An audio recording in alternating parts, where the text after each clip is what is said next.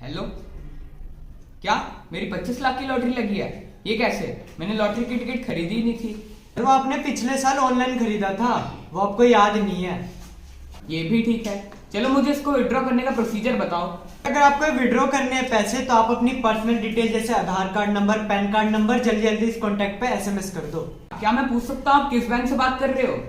Sir मैं ABC bank के customer care से बात कर रहा हूँ। आप जल्दी जल्दी अपनी डिटेल भेज दो वरना ये ऑफर खत्म हो जाएगा। अच्छा, रुको जरा, सब्र करो, भेजता हूँ। A few moments later. ये क्या, मेरे अकाउंट से 50,000 विड्रॉ होकर मेरे को पता भी नहीं चला? ये कैसे हुआ? अब मैं क्या करूंगा, मेरी सारी मेहनत की कमाई चली गई। हाँ प्रांजल, ये तुम्हारे साथ फाइनेंशियल आइडेंटिटी फ्रॉड हुआ है।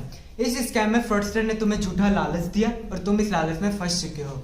रोजाना इंडिया में अकेले ऐसे 27 मिलियन केसेस आते हैं। इस स्कैम में फ्रॉडस्टर आपकी पर्सनल डिटेल लेकर आपकी फाइनेंशियल रेपुटेशन डाउन कर देता है।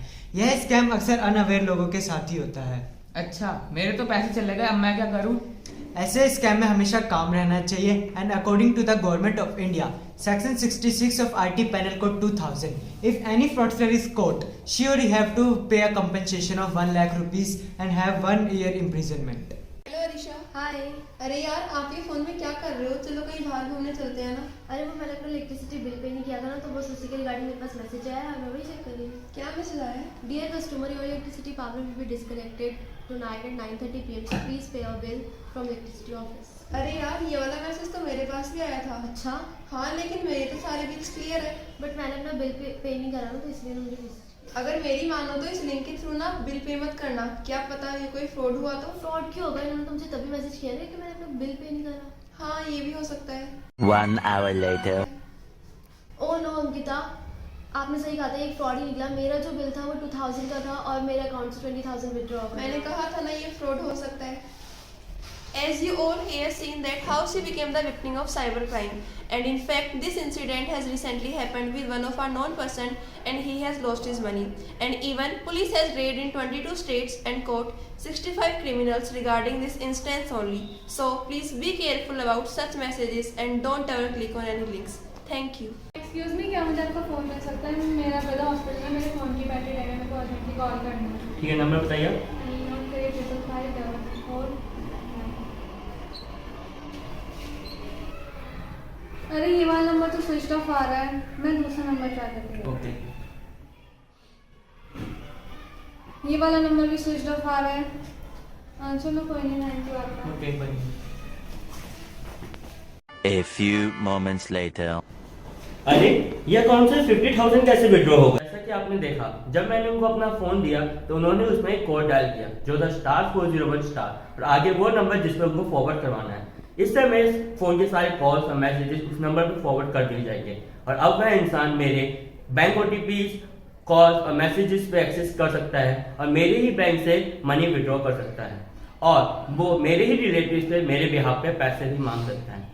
इस सिचुएशन पे आपको याद रखना है कि आप कभी भी किसी स्ट्रेंजर को अपना फोन ना दें। उनका दिया गया नंबर आप खुद ही डायल करके दें, उनको अपना फोन ना दें। आपको ऑर्डर आया है। ऑर्डर? कैसा ऑर्डर? मैं तो कोई ऑर्डर नहीं किया।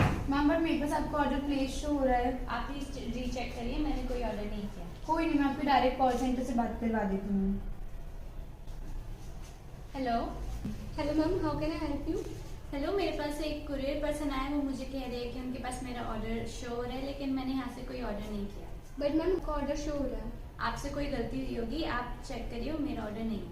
ओके मैम, तो आप अपना ऑर्डर कैंसिल करवाना चाहती हैं? हाँ जी। ओके मैम, आप अपना नंबर बता दीजिए। मेरा नंबर लिखिए 98180001। ओके मैम, आपके पास एक OTP आया होगा, आपको कुरियर पर्सन को बता दीजिए। Okay, thank you. मैम एक OTP आया होगा आपके नंबर पे, आप मुझे बता दीजिए। हाँ जी, मेरा OTP लिखिए 9894।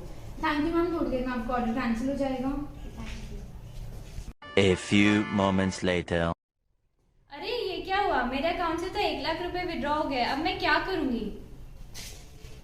If you have fallen prey at any OTP theft, intimate your financial provider immediately. Block your card so it cannot be further compromised. Report your OTP fraud by sending an email at sachet@rbi.org.in or by calling the RBI number at 14440. Good morning sir, Mayank ji से बात हो रही है? हाँ जी sir, बोल रहा हूँ। Sir मैं विशाल बात कर रहा हूँ XYZ फाइनेंस कॉर्पोरेशन से। ये कॉल आपका लोन के रिगार्डिंग करी गई है। सर आपका लोन की रिक्वायरमेंट है? हाँ जी सर, मुझे 5 लाख की रिक्वायरमेंट है। सर मैं आपको बताना चाहूँगा, ये जो आपको लोन दिया जाएगा सिविल स्कोर के आधार पर दिया जाएगा। जैसे ही आप अपना डॉक्यूमेंट्स व्हाट्सएप पे सेंड करेंगे 24 घंटे में आपका अप्रूवल आ जाएगा। ओके सर, मैं आपको सारे डॉक्यूमेंट सेंड कर देता हूँ। जी। The next day. जैसा कि मैम जी आपने हमारी कंपनी में लोन के लिए अप्लाई किया था, मैं आपको बताना चाहूँगा आपका अप्रूवल 5 लाख रुपए का आ गया है। सर फिर आगे का प्रोसेस क्या है? सर ये जो आपको लोन दिया जाता है सर, इसकी एक प्रोसेसिंग फीस लगती है जो कि हमारे फाइल बनाते हैं बैंकिंग ऑफिसर, जो कि आपके लोन का 5% लगता है। वो आपको विद इन 30 डेज रिफंडेबल रहता है।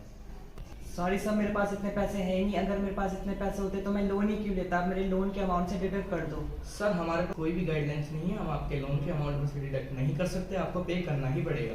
सॉरी सर, मैं नहीं कर पाऊंगा, आप मेरा लोन कैंसिल कर दो। सर अगर आपको आपका लोन कैंसिल करवाना है, जैसा कि मैं देख पा रहा हूँ आपकी फाइल ऑलरेडी जा चुकी है अप्रूवल में, आपको अपने लोन अमाउंट का 2% ट्रांसफर करना पड़ेगा हमारे बैंकिंग ऑफिसर के अकाउंट में। सॉरी सर, मैं नहीं कर पाऊंगा। जी सर, मैं आपको बताना चाहूँगा आपने ऑलरेडी अपनी फाइल अप्रूवल के लिए भिजवा दी है। अगर आप नहीं पे करेंगे तो आपके बैंकिंग डॉक्यूमेंट्स 1 साल के लिए ब्लॉक कर दिए जाएंगे, आपका बैंक बैलेंस भी होल्ड पे डाल दिया जाएगा, आप किसी भी बैंकिंग फैसिलिटी का फायदा नहीं उठा पाएंगे। ऐसा मत कीजिए सर, मैं अभी आपको सारे पेमेंट कर देता हूँ। 2 hours later. जी सर, मेरे को पैसे रिसीव हो गए, 2 से 3 घंटे में आपका लोन अमाउंट ट्रांसफर हो जाएगा। 1 hour later. शॉप क्यों हो रहा है? अभी तो मेरी इससे बात हुई थी। आपने देखा कैसे स्कैमर्स लोन देने के नाम पे आपके साथ स्कैम करते हैं, तो आइए समझते हैं स्कैम को। आप ऑनलाइन XYZ वेबसाइट पे लोन के लिए अप्लाई करते हैं, वहाँ से ये डेटा स्कैमर्स तक पहुँचाया जाता है। फिर स्कैमर आपको कॉल करके लो इंटरेस्ट रेट पे लोन देने की बात करके आपसे डॉक्यूमेंट्स मंगवा लेता है और आपसे किसी भी तरह की फाइल फीस का डिमांड करता है। अगर आप देने से मना करते हैं तो वो आपको आपके डॉक्यूमेंट्स ब्लॉक करने की धमकी देता है और आप डर के मारे उन्हें पैसे दे देते हैं। तो अब बात आती है कि ऐसे स्कैम्स और फ्रॉड से बचा कैसे जाए। सबसे पहले कभी भी आपको लोन की रिक्वायरमेंट हो तो कोशिश करें कि RBI से ऑथराइज फाइनेंशियल कॉर्पोरेशन या बैंक से ही लोन लें, या फिजिकली आप बैंक में विजिट करके लोन लें। इन केस आपके या आपके किसी नॉन के साथ ऐसा कुछ फ्रॉड हो जाता है तो आप rbi.org.in या consumerhelpline.gov.in पे अपनी केस राइज कर सकते हैं और नियरेस्ट पुलिस स्टेशन में जाके अपनी FIR करवा के FIR की कॉपी के साथ कंज्यूमर प्रोटेक्शन एक्ट 1986 के तहत अपना केस फाइल कर सकते हैं कंज्यूमर कोर्ट में भी। At the end, I would like to say cybersecurity is not a problem to be solved, but continuous threat that demands constant attention. Madam ने बताया, आप अगर साइबर क्राइम का पार्ट बनेंगे तो बहुत ही आप लोगों के लिए और हमारे लिए भी बहुत शेमफुल होगा, क्योंकि इतना एक्सप्लेन करने के बाद कोई नहीं करता इतना अच्छे से एक्सप्लेन। जो मैडम लोगों ने बताया QR कोड में क्या होता है, आप लोगों के पास प्रोडक्टर मैसेज करता है कि थोड़ा सा मैं एक्सप्लेन करूंगी क्योंकि ये क्राइम ज्यादा हो रहा है, हाई पे है ये।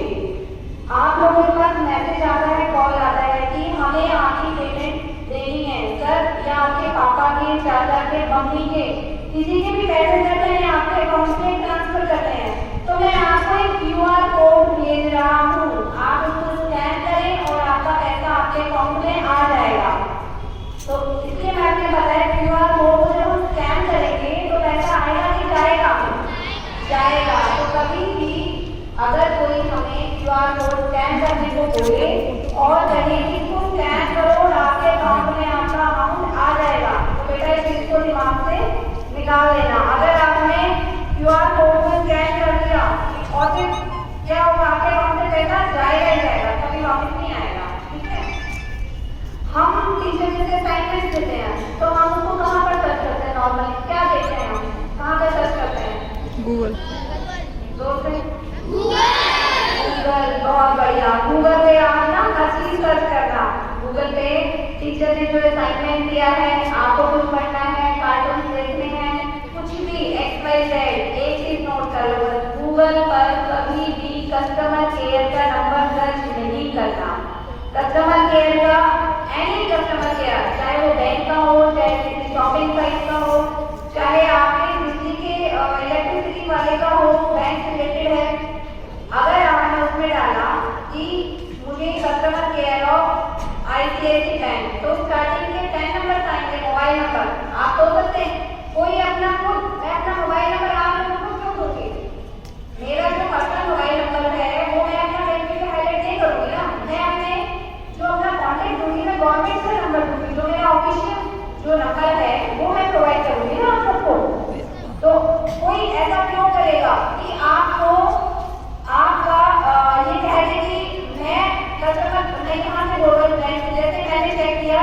कस्टमर्स आ गए और मोस्टली यही होता है 10 दिन में नाम है तो हम सबसे ऊपर वाले को क्लिक ही करते हैं कि यही कस्टमर केयर है, इसको क्लिक करो। हम उसको कॉल करेंगे, वो नंबर नहीं उठाएगा, बाद में वहाँ से कॉल बैक आता है कि सर आपने कस्टमर केयर ICICI या SBI एनी बैंक या एनी शॉपिंग साइट जो भी आपने किया है, क्या सर आपने किया था, क्या सोचा है, क्या हेल्प कर सकते हैं, वो आपको अपनी बातों में ऐसे उठाएंगे, आप ये समझेंगे कि सही में ये बिल्कुल बैंक से नहीं बोल रहा है या ये BSDS ऑफिस से जैसे बच्चे ने चार्जर लिया था, इलेक्ट्रिसिटी का मैसेज आया है और मैं पे कर रहा हूँ, इसी तरह से आपको वो बातों में इतना उठा लेंगे और आपको लगेगा कि सही में कस्टमर केयर बोल रहा है। फिर वही होगा, या तो वो OTP मांगेंगे या जैसे मैंने बताया था OTP के कहेंगे कि सर आपके नंबर में OTP आएगा, वो शेयर कीजिए, या एक लिंक मैं भेज रहा हूँ उसको क्लिक कीजिए, या मैं QR कोड भेज रहा हूँ सर, इसमें ना 2 पे का सर्विस चार्ज लगेगा, आपको ये पे करना है।